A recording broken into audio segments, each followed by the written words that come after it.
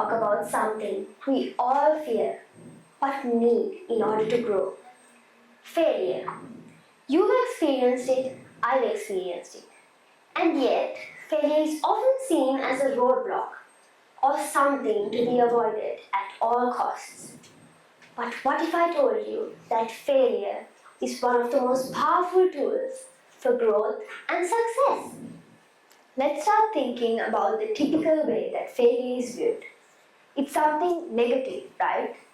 We often associate failure with shame, disappointment, and missed opportunities. In school, in business, and in life, we're often told that failure is something to be avoided. We fear the consequences, whether it's public shame or simply just the feeling of defeat. But here's the truth. Failure is not the opposite of success. It's a part of it.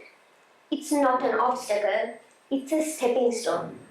In fact, if you're not failing, then you're most likely not taking enough risks.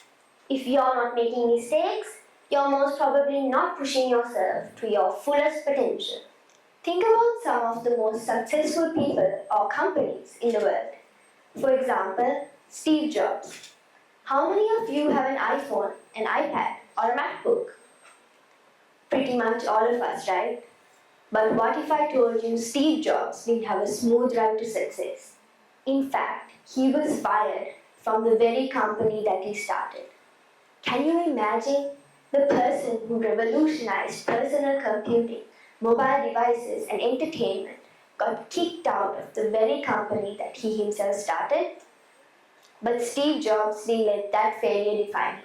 He embraced it, he learned from it, and he used his mistakes to create Pixar and return to Apple stronger than ever. Apple's most iconic products, those came after his failure, after he learned from his mistakes. Another example is J.K. Rowling. Rowling was a single mother living on welfare before writing Harry Potter.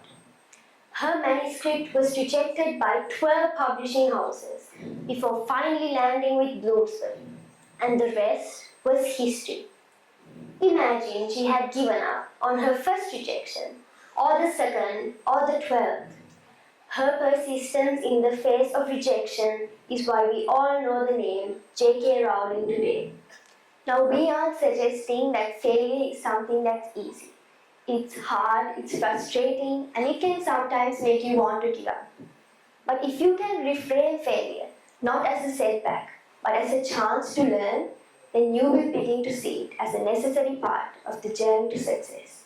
Every mistake is an opportunity to learn, to improve, and to try again with more knowledge, more resilience, and more clarity about what works and what doesn't.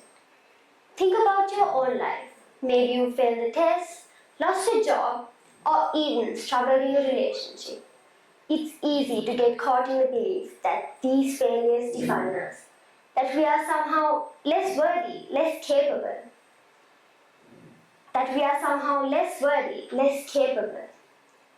But these moments don't define us. These can be moments which we can learn to change something. Failure is not an endpoint. It's a process. It's a sign that you're out there, trying, pushing your limits, and doing something that matters to you. It's a red flag telling you where to fix, where to adjust, or simply just where to get better. So how do we start embracing failure? First, we need to change the way we look at it. Rather than asking ourselves, what's wrong with me when we fail, we can ask ourselves, what can I learn from this? Secondly, we need to give ourselves the permission to fail. Failure is not a reflection of our worth, it's a reflection of our willingness to take chances. And lastly, we need to surround us with the people who encourage us. The most successful people didn't do it alone. They learned from others and helped each other when they failed. To sum it up, failure is not the end of the road. It's just one part of the process, and often it can be the most valuable one. It's through failure that we gain clarity, innovation, and ultimately success. So the next time you face failure, don't run away from it. Embrace it. learn from it, and keep moving forward because success is just around the corner. Thank you.